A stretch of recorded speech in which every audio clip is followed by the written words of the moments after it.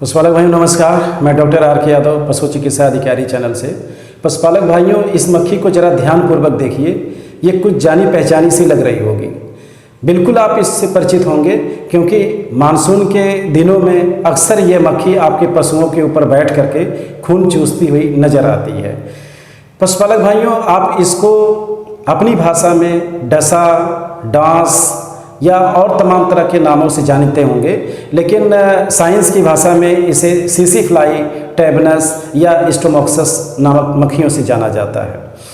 पशुपालक भाइयों, आपके पशुओं में होने वाली एक खतरनाक जानलेवा बीमारी जिसको सर्रा कहते हैं, ट्रिपैनोसोमियासिस भी कहते हैं, इस बीमारी के कीटाणुओं को एक पशु से दूसरे पशु में ले जाने का काम यही मक्खी करती है।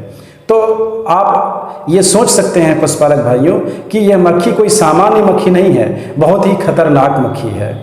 पशुपालक भाइयों, आपको समझ में आ ही गया होगा कि आज मैं पशुओं में आपकी ये होने वाली बड़ी खतरनाक जानलेवा बीमारी सर्रा के ऊपर चर्चा करने वाला हूँ। सर्रा क्या होता है, इसके क्या लक्षण होते हैं, इससे आप कैसे बचाव करेंगे अपने पशुओं को, इसके बारे में मैं आपको एक एक स्टेप करके आज बताने जा रहा हूँ। पशुपालक भाइयों, ट्रिपैनोसोमा एक रक्त परजीवी प्रोटोजोआ होता है। वो पशुओं के खून में पाया जाता है। बदलते मौसम के दौरान इसका संक्रमण पशुओं में बढ़ जाता है, जिससे पशु संक्रमित हो जाता है और उसको सर्रा नामक बीमारी हो जाती है। मानसून के दिनों में ये मक्खी आपके पशुओं के ऊपर बैठकर जब खून चूस रही होती है, यानी किसी संक्रमित पशु के ऊपर बैठकर अगर ये खून चूसेगी तो उसका संक्रमण अपने मुंह में लेकर के जब ये दूसरे पशु के ऊपर बैठेगी और उसका खून चूसेगी तो उसमें अपना संक्रमण छोड़ देगी। इससे आपका दूसरा पशु भी संक्रमित हो जाएगा। इसी तरह से पशुपालक भाइयों, ये मक्खी जिन जिन पशुओं पर आपके बैठेगी उसके ब्लड में इसके संक्रमण, इसके प्रोटोजोआ को आपके पशु में छोड़ देगी और आपका पशु संक्रमित हो जाएगा। इस तरह से आप अंदाजा लगा सकते हैं पशुपालक भाइयों कि ये मक्खी आपके पशुधन के लिए कितनी हानिकारक होती है। इसमें होता क्या है कि ये मक्खी, ये कीटाणु जो होते हैं खून में पाए जाते हैं और पशु के खून में जो शर्करा होती है, जो ग्लूकोज होता है, जो पशु को ऊर्जा प्रोवाइड कराता है, उसको ये खाता है। और रुधिर कणिकाओं के आसपास होने की वजह से रुधिर कणिकाएं बिल्कुल फ्रेजाइल हो जाती हैं, उनका विघटन हो जाता है, जिससे हीमोग्लोबिन का भी ह्रास होता है। तो पशुपालक भाइयों, ग्लूकोज की भी कमी हुई, ऊर्जा की भी कमी हुई, हीमोग्लोबिन की भी कमी हुई। इस तरह से पशु बहुत ही कमज़ोर हो जाता है। ये कीटाणु जब पशु के खून के माध्यम से उसके दिमाग में पहुंचता है तो दिमाग में सूजन आ जाती है और उसका परिणाम ये होता है कि पशु बिल्कुल पागल सा हो जाता है, अंधा हो जाता है, गोल गोल चक्कर लगाने लगता है। तो मैं अब लक्षणों की बात अगर करूं कि अगर किसी भी पशु को आपके सर्रा का बीमारी हो जाता है तो आप उसे कैसे पहचानेंगे। तो पशुपालक भाइयों, दो प्रकार के पशुओं में लक्षण पाए जाते हैं। पहले प्रकार के लक्षण में पशु का तापमान जो होता है वो बहुत बढ़ जाता है। 104 degree temperature, 105 degree Fahrenheit temperature तक हो जाता है।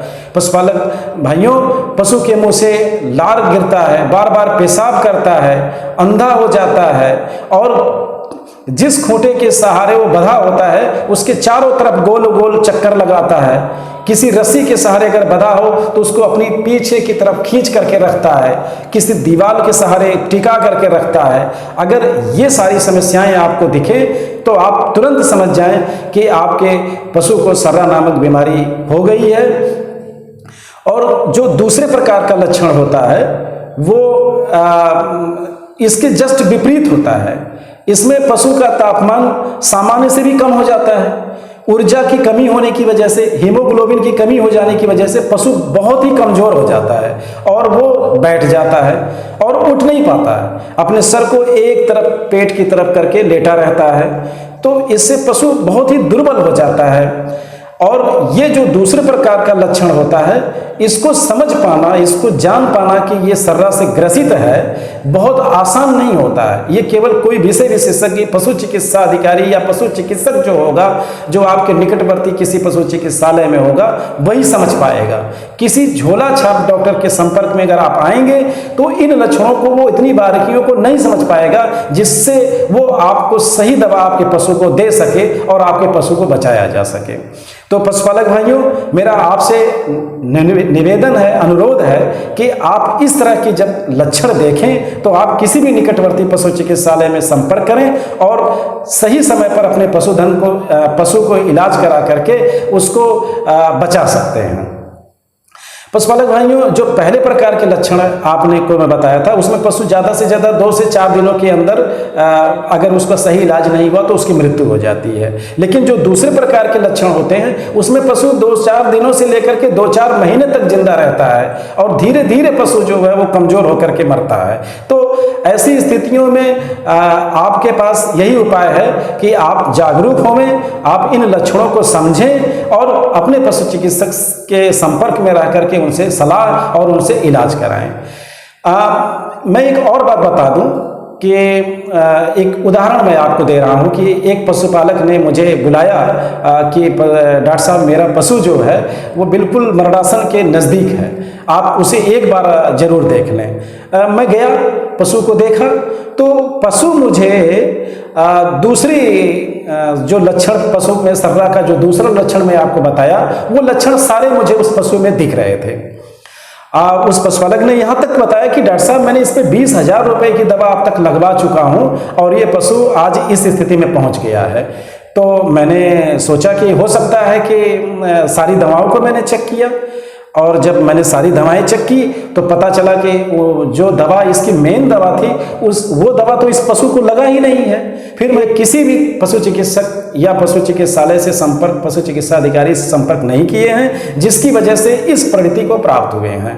तो पशुपालक भाइयों, मैं कुछ नहीं किया, जब अपनी पुष्टिकरण करने के लिए मैंने पशु के कान से ब्लड का सैंपल लिया और अपने हॉस्पिटल पर मेरे पास सूक्ष्मदर्शी है, उसका स्टैंड बना करके, स्लाइड बना करके, और मैंने उसको माइक्रोस्कोप में देखा तो मुझे इसके कीटाणु, सर्रा के कीटाणु खून में पाए गए। एक तो बिल्कुल क्लियर हो गया कि उस पशु को सर्रा बीमारी हुई थी।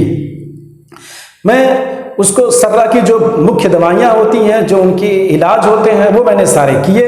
दूसरे दिन पशु बैठ गया, तीसरे दिन पशु खड़ा हो गया और 1 हफ्ते के बाद आप इस पशु को देख रहे हैं जो बिल्कुल अब स्वस्थ है, चारा खा रहा है और बिल्कुल अब खतरे से बाहर है और ठीक हो गया। तो मेरा आपको इस वीडियो के माध्यम से पशुपालक भाइयों ये जागरूक